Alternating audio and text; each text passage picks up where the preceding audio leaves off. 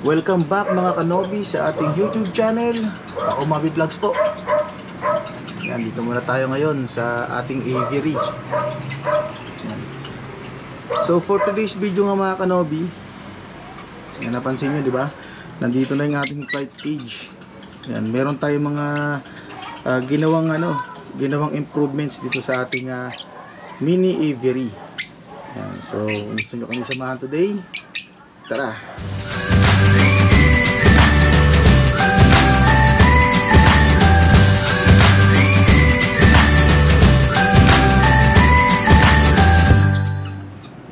So yun mga kanobi, isang magandang hapon po.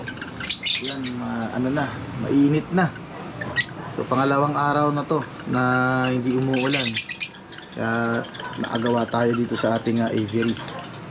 Matagal-tagal ulit tayo hindi nakapag-upload mga kanobi kasi laging umuulan. At saka kung hindi man umuulan, may ginagawa kasi tayo. Kaya hindi tayo gano'n nakapag-upload. So yun, magbibigay lang tayo ng konting update dito sa ating aviary. Yan. So itong aviary natin, nagkaroon tayo ng konting improvement.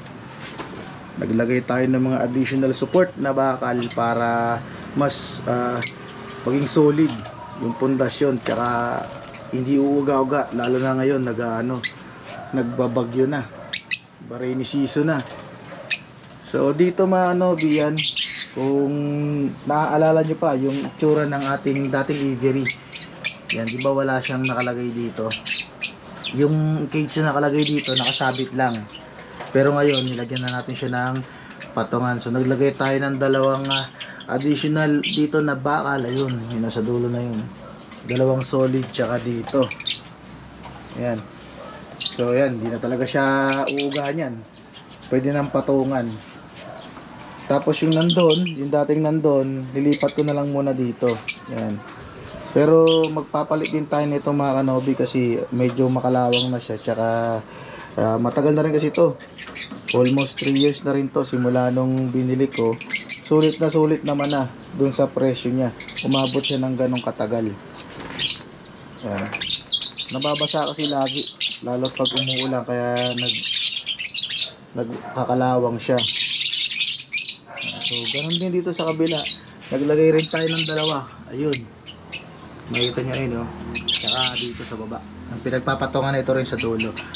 So yun ang mag-hold dito sa ating mga poste.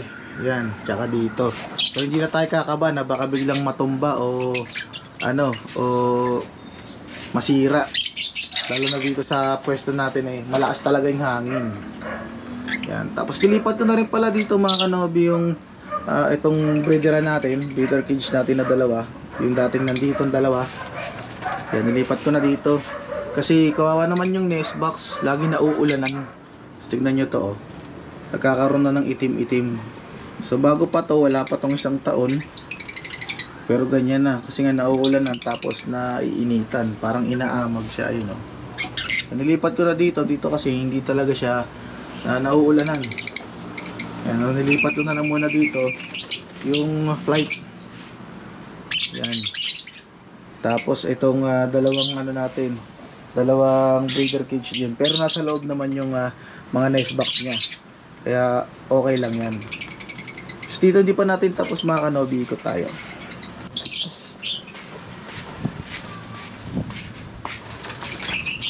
So dito kasi hindi pa natin tapos mga kanobi, yan, kalahati pa lang. Bibili pa tayo ng pantakip dito. So baka na lang siguro yung steel matting para may guard dito, hindi umusog yung kulungan, ma-shoot dito malaglag kasi nakapatong lang siya dun. Tingnan nyo. Yan. Tapos tinatalihan ko lang yan ng cable wire. So dalawa dito, yung may nabibili kasi si Shopee nun, yung 2x4. Yan, itali lang ulit natin dito. Tapos dito lalagyan natin ng ganito na lang ulit.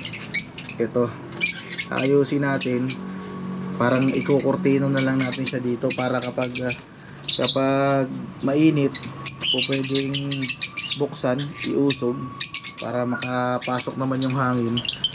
Tapos kapag umuulan, syempre i-ano na lang natin, iro-rolyo na lang natin. So yun, balik tayo. Yan. Tapos ito pala mga kanobi, dagdag improvement din yan. Nakakuha tayo ng pantakip dito sa gilid. Yan, ang ganda tignan, no? Galing to sa sliding door sa bahay namin. Yung tinutuloy namin bahay dito. So hindi na kasi gagamitin. Hiningi ko na lang. At binigay ng airpods ko. Yun, nilagay ko dito. So yan, medyo lalayo tayo konti. Ito niya, medyo maganda-ganda na yung itsura ng ating ibonan. Yan, dati kasi ano lang to, screen lang. Kaya gano'n, di papasok din yung tubig. Dito papasok pa rin naman yung tubig, kaso hindi siya ganong karami. Parang anggi-anggi na lang siguro. Yan, depende talaga kung malakas yung ulan. Pang ganda, no, sa loob. Sana kung 4 to, meron din sana dito, kaso 2 lang eh. Pero okay na yan. Tsaka ano to, aluminum. Hindi siya kakalawangin. So, okay lang mabasa kahit mababad pa sa tubig yan. Yan. Tapos update rin tayo sa ating mga ibon. Yan, ito yung mga ating mga future breeder natin, mga split ino tsaka possible split ino. Yan, nandito, meron pa tayo rito. Yan, mga naka-ready na, kahanda. Papalitan natin yung mga matatanda na natin na breeder. Kagaya nito. Yan, itlog ng itlog, di naman nakakapisa. Pero ano sila, hen tsaka kak talaga sila. Pares, kaso hindi marunong bumuhay. Kaya papalitan na natin sila. Yan. Gayon din dito sa yung kasama nila pala dyan na green. Lagay ko muna dito. Yan, kasi ganun din ang ginagawa, naglalaro lang sila sa mga itlog. Yan, lagay ko muna din sa flight. Baka sakaling tumino, magsasalang tayo dyan ng iba. So dito sa pair natin dito na Lutino Opa rin to, Lutino Opa project. Wala pa tayong itlog. Yan. Yung last egg nila hindi napisa, na na dead on cell na, kaya nilinisan natin yung nest box nila. Tapos dito, meron tayong isang natitirang inakay. Ito lang yung nabuhay sa lahat ng aking binread. Makakasabahan yung itlog. 5 sila pala. 5 breeder, sabay-sabay ng itlog. Ito lang ang nabuhay. Tignan natin. Excuse me po. Medyo marumi na rin yung nest box nito, kaya i-stop breeding ko muna sila. So ayun, no? Isang green possible ino, possible opa, split opa kak. Yan, isa rin to sa ating Lutino project, Lutino Opa project. Yan, ito yung masipag natin na mga itlog eh, tsaka nakakapisa talaga. So, itong mga anak nito, ito yan, yung dalawa dyan, yung yellow bulls tsaka yung green, anak niya yan. Tsaka ito, yung mga dilaw dito, yan, yung 3 dilaw na yan, anak niya yan. Tsaka yung isang green opaline, anak niya rin yan. Yan, diba? Ang dami niya ng paanak sa akin. Tapos ito pa, anak niya rin to, itong Lutino.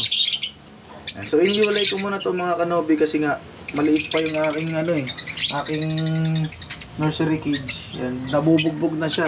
Although mas malaki siya, mas matanda siya dun sa mga kasabayan niya ron, mga kasama niya ron. Yeah, pero nabubugbog siya. Tingin ko kakto eh. Hindi lumalaban, hindi siya aggressive, kaya iniwalay ko na lang muna. Yan. Sa susunod na mga araw, gagawin natin to. Ito yung sinasabi kong cage dati. Yan. Ginawa ko na to kasi hindi natapos. Yan, tingnan nyo, kinalawang na. Kinapos ako sa materialis. Dito ko sila ilalagay. Yan. Ito yung dating kulungan ng rabbit namin eh. Yan ko siya ilalagay ngayon. Yung mga maliliit na yan, para makalipad-lipad sila. Yan. So ilang mga kanobi para sa hapong ito. Kung di ka pa nakasubscribe sa aking YouTube channel, mag-subscribe ka na at pinutin mo na ang notification bell para updated ka sa mga videos na ginagawa ko dito sa aking mini aviary. Yan. So yun lang. Para sa akin to, like, share, and subscribe. Ingat!